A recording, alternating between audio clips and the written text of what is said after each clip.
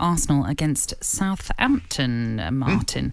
And the big conundrum of what perhaps is facing Mikel Arteta and what he should do with his captain, leader and icon, Pierre-Emerick Aubameyang.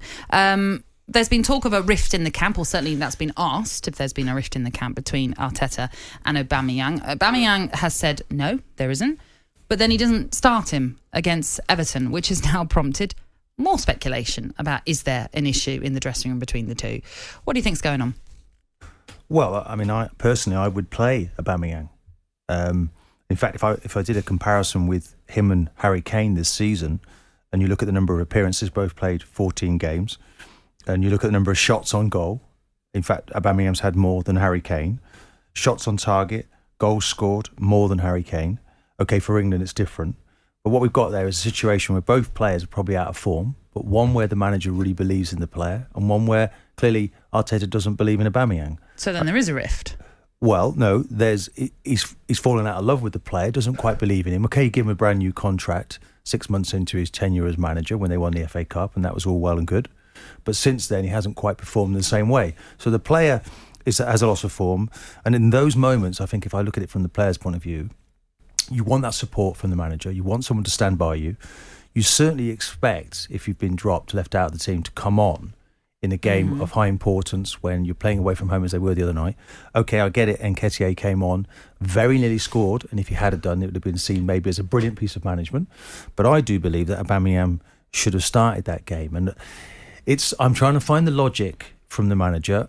Tavares kept his place when he had an indifferent time. I think he's a young, promising player, but Tierney's a better player. Doesn't come straight back into the team.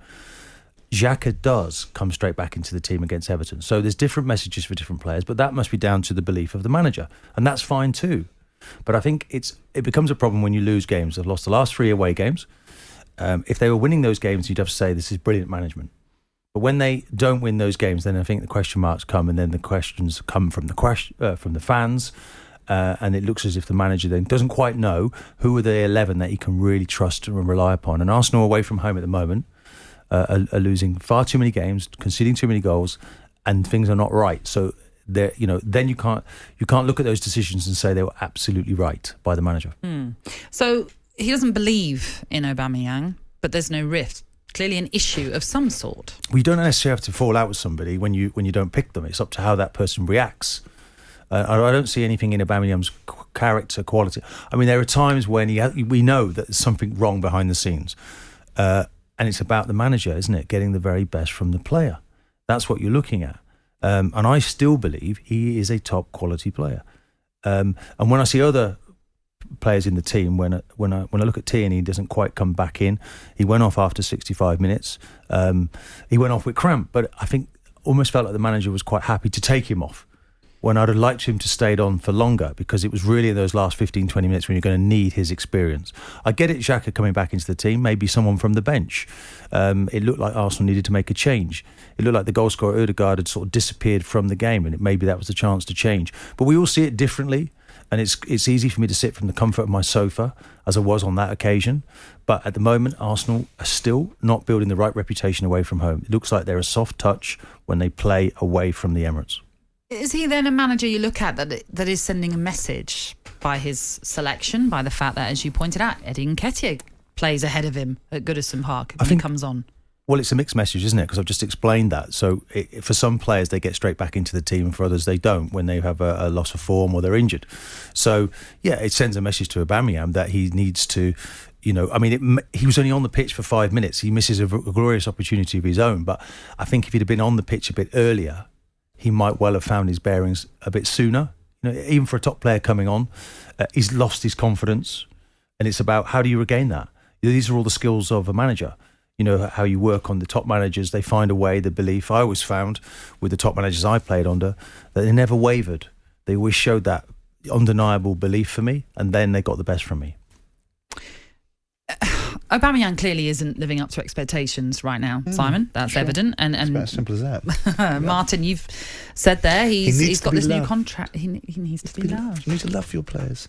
Look, I mean, the bottom line is it's undeniable the decline. What's the alternative? To hate them? No, to treat them fairly in both circumstances. I think you'll find that some managers start to hate their players. Do you want to answer me a question, or do you want to answer it for me?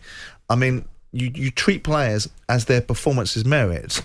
I would imagine most players appreciate being treated as individuals as well as part of a team.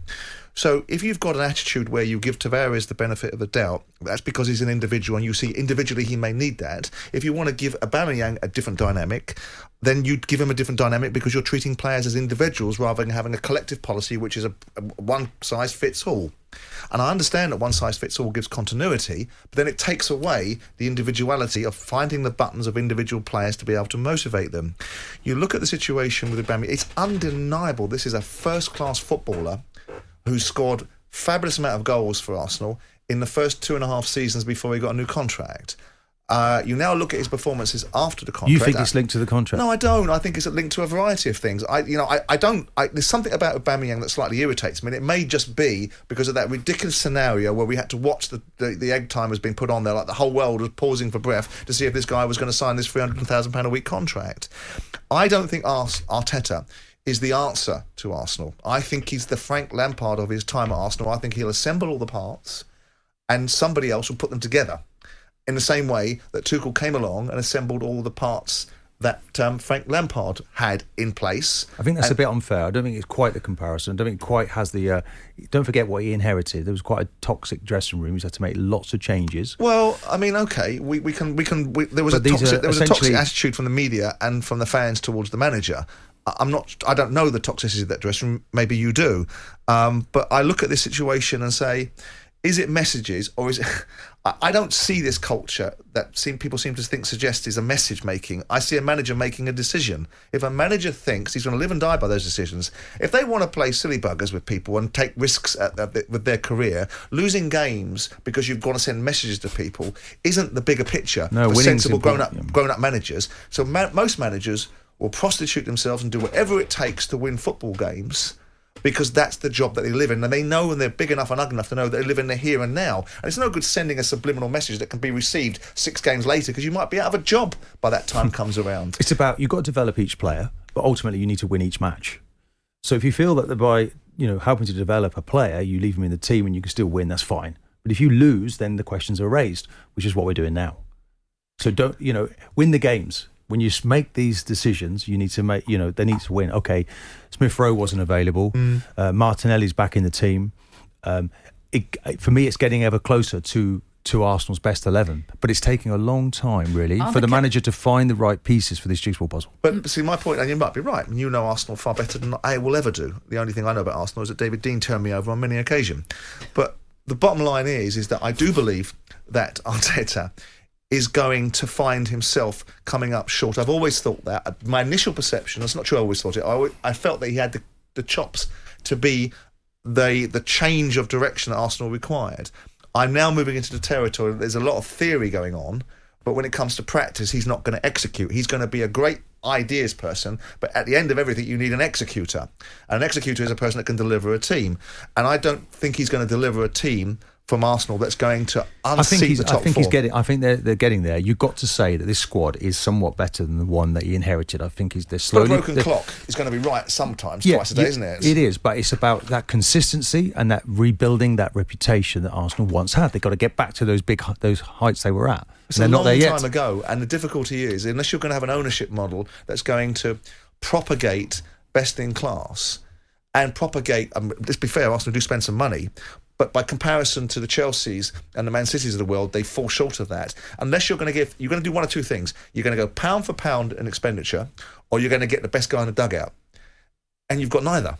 So how you bridge that gap, and then you're going to have to give him if we believe that Arteta is going to be the answer, I'm not sure what the question is, because we're going to be talking about a long set of circumstances before he actually delivers an outcome that supersedes Klopp, that supersedes Guardiola, that supersedes Tuchel, and possibly, if Ranieri hits his straps, and I think he probably will, and I think he probably will end up being the manager of Manchester United, I think he's going to have that challenge on his doorstep as well, followed by Conte, followed by Brendan Rodgers, and followed by someone else that we might be able to pick off the top of the list. I think, singularly, the most important thing is when you, as the manager, regardless of the tactics, you know your best 11.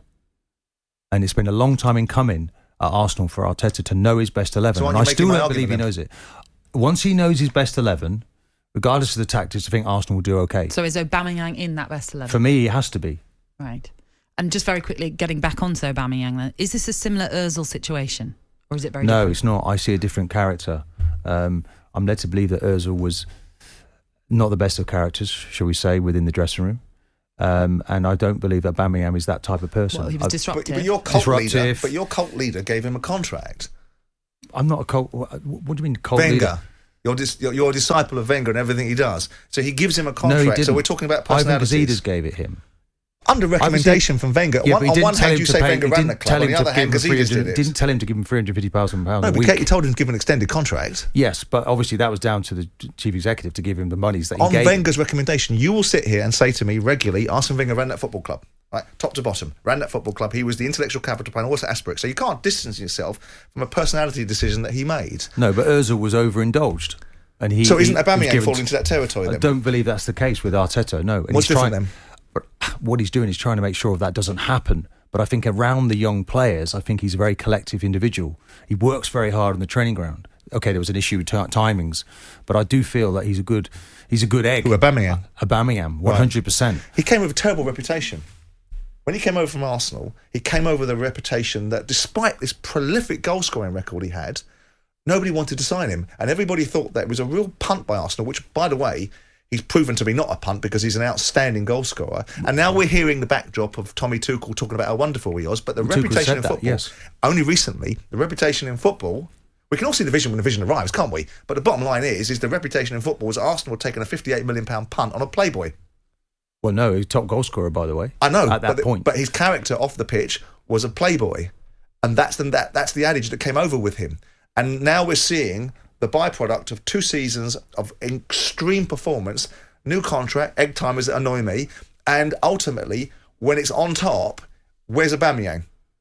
Yeah, but if he's at my disposal, I'm playing him. I'm finding a way. So look, why is Arteta? I'm not looking at the player for not performing well. Of course, there's a responsibility, but I'm also looking at the manager and saying, well, okay, maybe we need to change how we're dealing with this player because it ain't working at the moment, is it? Let's change. That's my something. question. Why, if Arteta is in the business of winning for Arsenal, knowing that the bottle spins real quick again, because it wasn't so long ago that we came back from the international break and everyone was saying, if we don't beat Norwich, he's going to lose his job, right?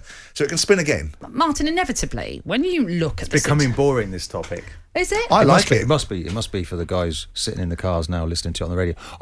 It's a good insight from an Arsenal invincible. Yeah, but it's kind of like I'm on the other side of the fence because apart from managing Oxford University, on the other side of the fence for 18 rather than months, on it. I've not really been a manager. I did work for Wenger for a year in the staff, but so I always look at it from the player's point of view, and I just feel there's more that you can get. No, from really? Aubameyang. Yeah, well, I'm supportive of the players, and I just feel I feel for him when he was sitting at Goodison, sitting on the bench.